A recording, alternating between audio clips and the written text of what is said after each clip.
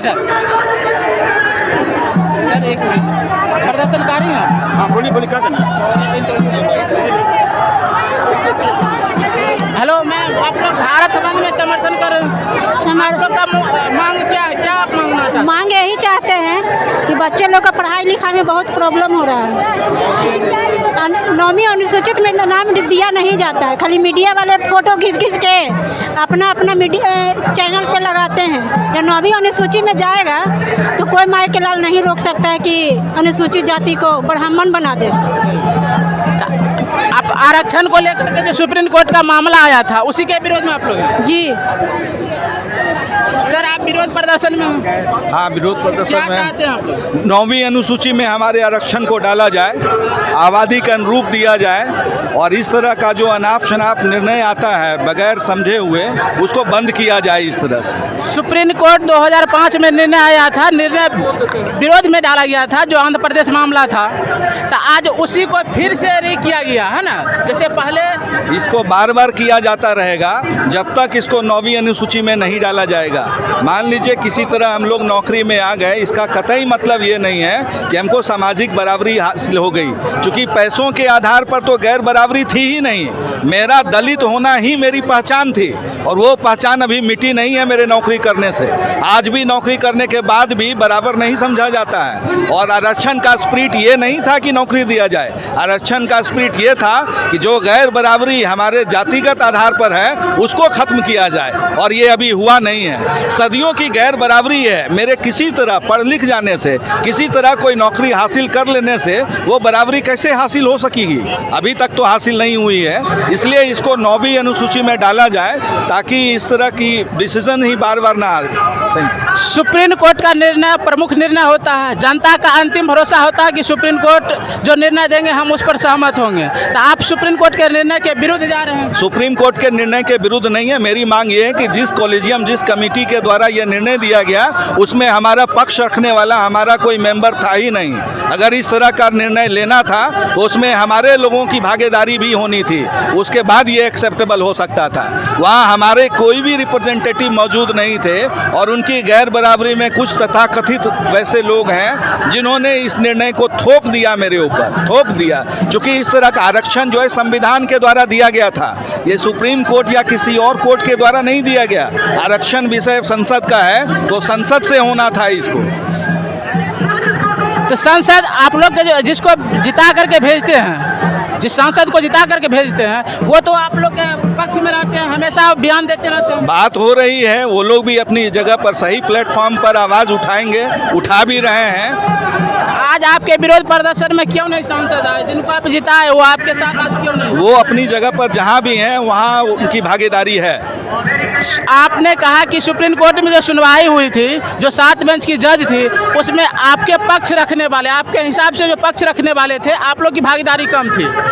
नहीं, बिल्कुल नहीं थी। आप लोग फिर से नहीं थे। आप लोग फिर से मांग कीजिए कि नया कमेटी का गठन, इसको नई 9वीं अनुसूची में डाला जाए। 9वीं अनुसूची में बहुत सारी चीजें ऐसी डाली हुई है, और 9वीं अनुसूची में डालें पहले, तो उसके बाद उसका दिया जाएगा, देखा जाएगा। जो लोग देखेंगे, हमारे रिप्रेजेंटेटिव हैं, वो सब बात करेंगे। इंडिविजुअल कोई आदमी कैसे बोल सकता है? नहीं, आप तो कह रहे हैं ना कि 9वीं अनुसूची 9वीं अनुसूची में इसको डाला जाए पहले, 9वीं अनुसूची में ही डालने की मांग है। आपका मांग बदल सकता है? कुछ नहीं, 9वीं अनुसूची में तो बहुत सी चीजें डाली, उनकी क्या मांगे हैं क्या जाने। 9वीं अनुसूची में फिलहाल डालने की बात है केवल। अगर ऐसा रहता तो बाबा साहब अम्बेडकर संविधान बनाते समय इसको 9वीं अनुसूची में ही डाल दिए रहते। हाँ, अब उसके बारे में हम नहीं कह सकते उनको क्या करना चाहिए था, उन्होंने क्या। अभी तत्काल आपका मांग यही है कि 9वीं अनुसूची में डाला जाए, और इस तरह से रिव्यू बंद किया जाए, क्योंकि गैर बराबरी जारी है। जिन्होंने निर्णय दिया वो गैर बराबरी शायद महसूस नहीं किए हों। हम लोग पैदा होने के बाद से ही महसूस कर रहे हैं इसको।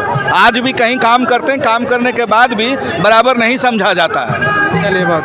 सर, आप विरोध प्रदर्शन हम लोग विरोध प्रदर्शन कर रहे हैं। आपका मुख्य मांग क्या है सर? देखिए, मेरा मुख्य मांग ये है कि जो मौजूदा सरकार माननीय सर्वोच्च न्यायालय को प्रयोग करके कोटे के अंदर कोटा लाने का जो काम कर रहे हैं ये लोग, इसको अविलंब चाहिए भारत सरकार को अपना अध्यादेश लाकर इसको समाप्त करना, क्योंकि यह आपस में क्योंकि अलग से कोई आरक्षण की बात कर नहीं रहे हैं, रिजर्वेशन की बात कर नहीं रहे हैं। ये कर क्या रहे हैं कि हमारे ही जो शेड्यूल कास्ट है, जो हमारे अनुसूचित जाति जनजाति के भाई बंधु है, आपस में ये तोड़ना चाह रहे हैं, आपस में ये लड़ाना चाह रहे हैं। और जो जिस तरीके से ये लोग गैर बराबरी की बात कर रहे हैं, हम लोग तो सब लोग अनुसूचित जाति है, छुआछूत की भावना से ग्रस्त हम लोग थे। इसी को देखते हुए हम लोग समाज के सबसे निचले पायदान पे गए थे। हम लोग मनुष्य नहीं जानवर के संज्ञा में थे। लेकिन बाबा साहब भीमराव अंबेडकर ने जो संविधान में हम लोगों के लिए जगह रखा, उसको ये लोग समाप्त करना चाह रहे हैं, आपस में लड़ा रहे हैं। अगर कोटा के अंदर कोटा का वर्गीकरण किया जाता है तो वर्गीकरण करने के बाद यह होगा कि जो समाज के लोग अभी विलुप्त हैं, अभी सामने नहीं है, जबकि आपको मालूम होगा कि बिहार में 22 प्रकार की अनुसूचित जाति हैं, जनजाति को छोड़ करके। तो 22 प्रकार की जाति में अगर 6 जाति जो चर्चित हैं तो लोग उनको जानते हैं। और जो नौकरी पेशा में वो 100% भी नहीं है, थोड़ा सा आए हैं बस, खाली जैसे कि आप देख रहे होंगे भीड़ में बस कम लोग आए हैं। लेकिन सरकार को बर्दाश्त नहीं हो रहे हैं, जो अपर कास्ट के लोग हैं उनको बर्दाश्त नहीं हो रहे। इनका मुख्य यही उद्देश्य है कि आरक्षण को 100% समाप्त करना। उसके तरफ ये पहला प्रयोग है, पहला कदम है। और हम लोग इसके विरोध में उतरे हुए हैं, सड़क पे उतरे हुए हैं। और जब तक मौजूदा सरकार अपना अध्यादेश ला करके इस सर्वोच्च न्यायालय का जो डिसीजन आया है उसको जब तक वो लोग डिल्यूट नहीं कर देंगे, समाप्त नहीं कर देंगे, तब तक हम लोग आंदोलन करते रहेंगे। जय भीम। आप चाहते हैं कि आपके जो भाई बंधु हैं, सामाजिक रूप से, शैक्षणिक रूप से और आर्थिक रूप से कमज़ोर है, उसको समाज के मुख्यधारा में लाया जाए? लाएंगे, हम लोग लाएंगे, हम लोग ला रहे हैं। हम लोग सबको एक साथ मिल करके काम कर रहे हैं। लेकिन ये ज़बरदस्ती किसी के घर में घुस करके आपस में झगड़ा लगा करके ये लोग चाहते हैं कि इसको डिवाइड करें। डिवाइड करने के बाद क्या होगा कि डिवाइड करने के बाद ये होगा कि हमारा संगठन कमज़ोर हो जाएगा। आज भी देख रहे हैं कि आज पूरा भारत बंद है, बहुत सारे संख्या में शेड्यूल कास्ट सड़क के ऊपर उतरे हुए हैं। लेकिन कुछ बंधु ऐसे भी हैं कि जो बंधु आज नहीं पहुँचे होंगे तो हम लोग को आपस में विभेद कर दिए ना, विभेद करके हम लोग को आपस में लड़ा रहे हैं। और लड़ा करके ये 100% 100% आरक्षण समाप्त करना चाह रहे हैं कि कोई नौकरी पेशा में नहीं आए, छुआछूत ये आज हमेशा चलता रहे। और एक दिन ऐसा कुछ समाप्त हो जाए, किसी के पास खाने के लिए अन्न तक नहीं रहेगा, तो फिर लड़ेगा कौन? जब लड़ेगा नहीं कोई तो फिर बात कौन करेगा? इस पर कोई बात करने वाला लोग नहीं मिलेगा। फिर जो आपके भाई बंधु कमज़ोर है आर्थिक रूप से, उसको ज़्यादा रिजर्वेशन की जरूरत है? देखिए, सबसे पहले आप समझ लीजिए कि आरक्षण जो मिला था वह आर्थिक रूप से नहीं मिला था, आर्थिक रूप से नहीं मिला था, सामाजिक और अस्पृश्यता के रूप से, छुआछूत के भावना से जो ग्रस्त है। यह जो आरक्षण था, आरक्षण दिया गया था